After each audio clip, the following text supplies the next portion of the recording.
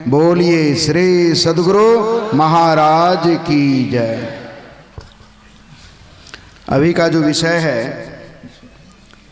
मनुष्य शरीर और उसकी उपादेयता क्या है। श्री रामचरितमानस सारस्वतिक सप्तम सोपान उत्तरकांड से मर्यादा पुरुषोत्तम भगवान श्री राम का उपदेश हम लोगों ने पाठ के क्रम में सुना है। बड़े भाग्य मानुष तनु पावा, सुर दुर्लभ सब ग्रंथ ही गावा। साधन धाम मोक्ष करि द्वारा, पाई ने जही परलोक समारा। भाग्य में न होता है तकदीर।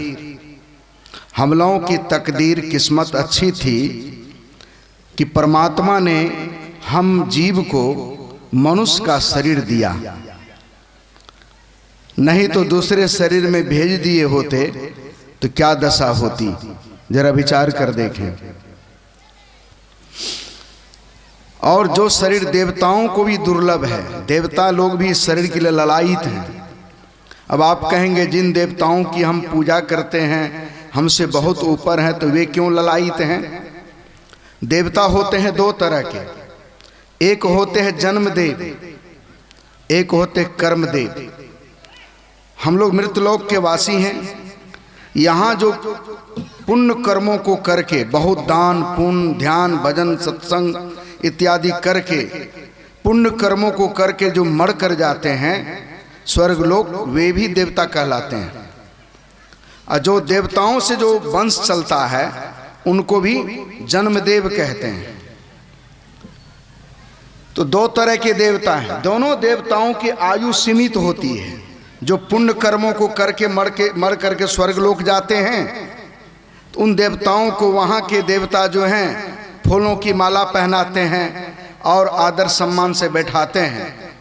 और उनको यह जानकारी दे दी जाती है कि इस माला में उतने ही फूल हैं जितने दिनों तक तुमको यहाँ रहना है। जैसे जैसे तुम्हारा कर्म पुण्य समाप्त होता जाएगा यह फूल सूखता जाएगा। सूखते सूखते जिस दिन माला के सभी फूल सूख जाएंगे तुमको स्वर्ग से निकाल करके फलाने फलाने नरक में, फिर नरक का दुख भोगने के बाद तुम्हें फलाने फलाने विभिन्न जोनियों में, सुकर कुकर सांप बिच्छू कीट पतंग की जोनियों में भेज दिया जाएगा। तो वही देवता भय के मारे कांप उठते हैं।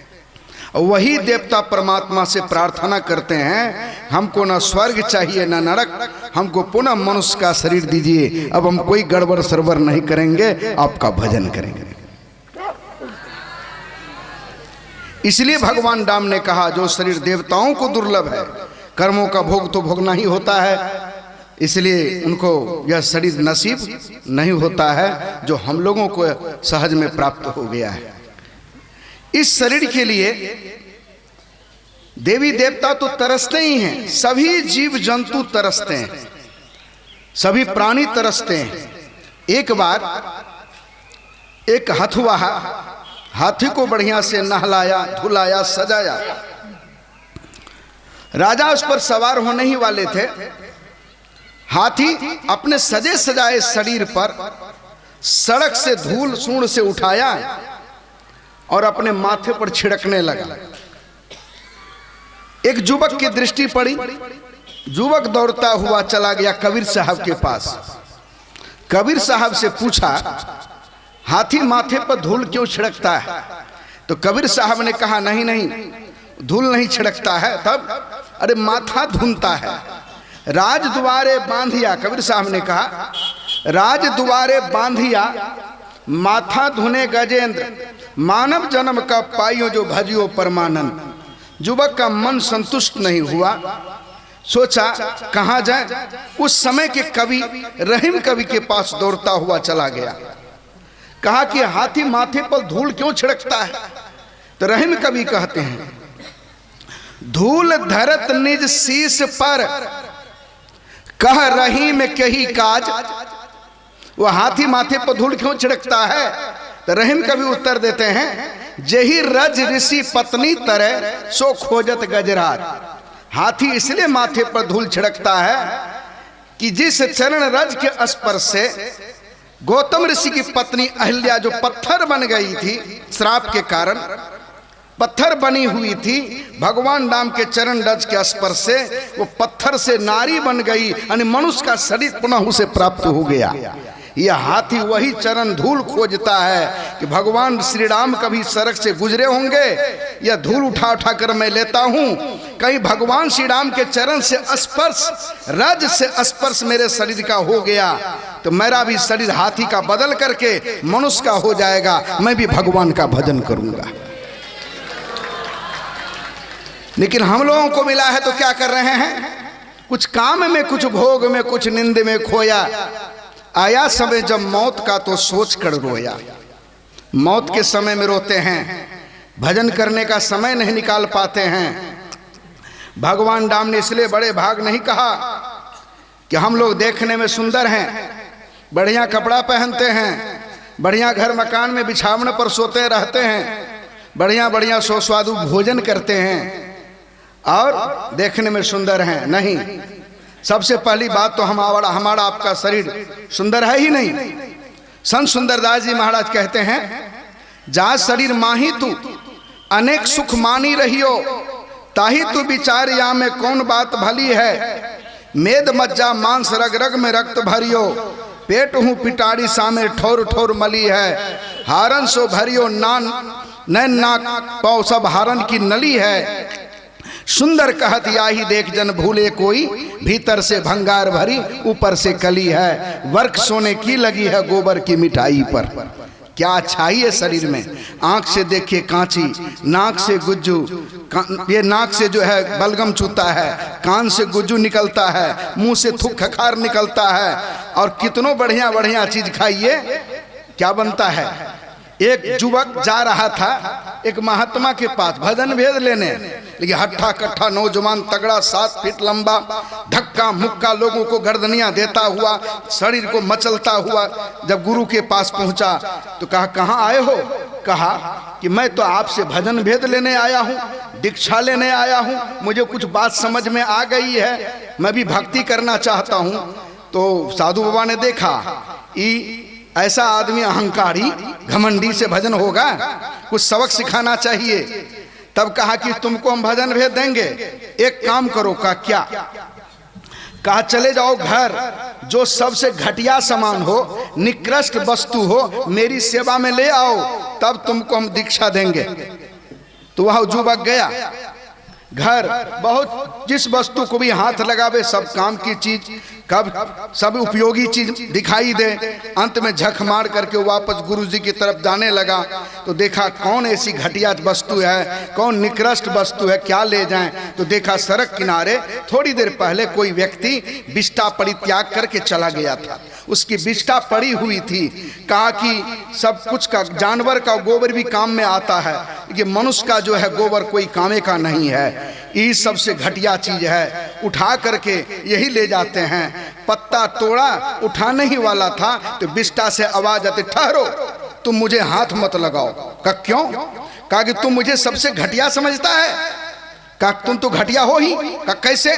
अरे 2-4-10 घंटा पहले हम काजू थे, किशमिश थे, नारंगी थे, बेदाना थे, फूलगोभी थे, बंद गोभी थे, और कीमती कीमती मेवा, मिष्ठान, घी, मनक्का, मालपुआ इत्यादि थे।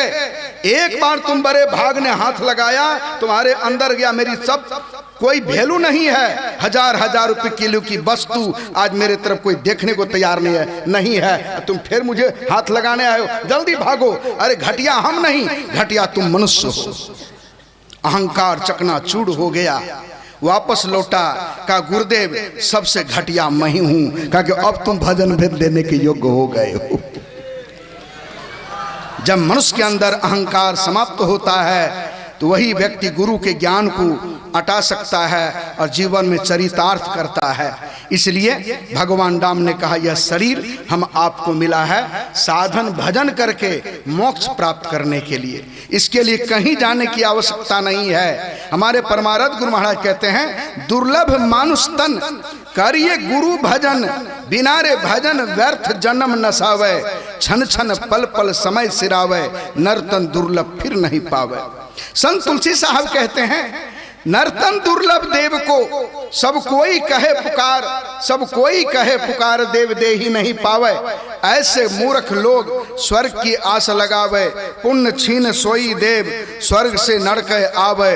भर में चारों खान पुण्य ताही काहि रिझावे, तुलसी सतमत तत्व गहे स्वर्ग पर करे खखार। नर्तन दुर्लभ देव को सब कोई कहे पुकार। जिस शरीर के लिए सब तरसते हैं वह शरीर हम आपको परमात्मा ने कृपा करके दिया है।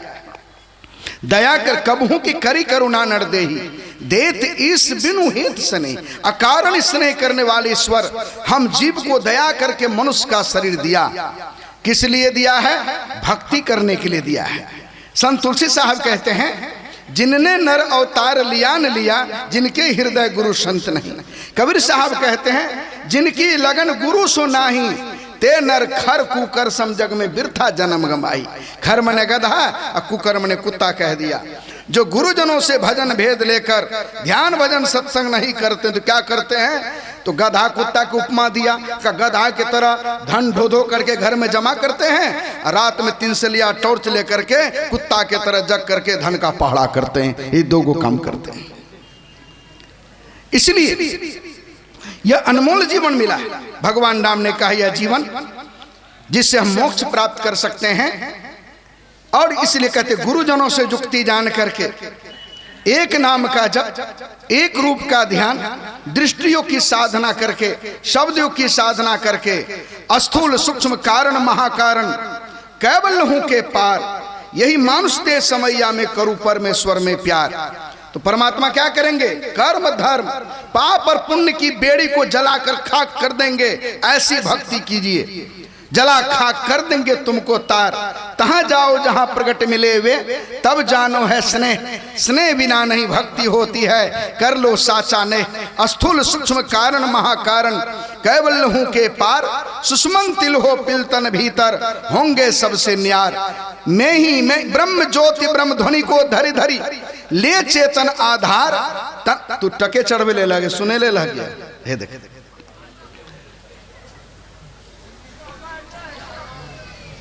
मैं ही हो सकोगे जाओगे वही पार, पार गमन ही सार भक्ति है, लो यही है में धार। देखिए समय बीत रहा है, अगर मानव जीवन आपके हाथ से निकल गया तो फिर इसे प्राप्त कर सकेंगे कि नहीं? ऐसे तो गुरु महाराज ने कहा, जो संत मत में दीक्षा लेकर तीनों समय ध्यान, दोनों समय सत्संग करते हैं और पाप कर्मों से अपने आप को बचा कर रखते हैं, सदाचार का पालन करते हैं, नित्य नियमित रूप से संत मत का अभ्यास करते हैं, उनकी दुर्गति नहीं होगी। वह व्यक्ति अवश्य भजन अभ्यास के प्रभाव से अभ्यस्त हो करके वह जो है भक्ति पूरी नहीं हुई तो उत्तम स्वर्ग लोक जाएगा और पुनः उसको मनुष्य का शरीर मिलेगा। और यह संस्कार कभी समाप्त नहीं होगा, यह संस्कार बार बार उनसे भक्ति में बढ़ाता हुआ परमात्मा तक पहुंचा करके ही दम लेगा। इसलिए ज्ञान की बातों को सुनिए, समझिए, जीवन में उतारिए। मेरा समय समाप्त हो गया। बोलिए श्री सद्गुरु महाराज की जय। श्री सद्गुरु महाराज की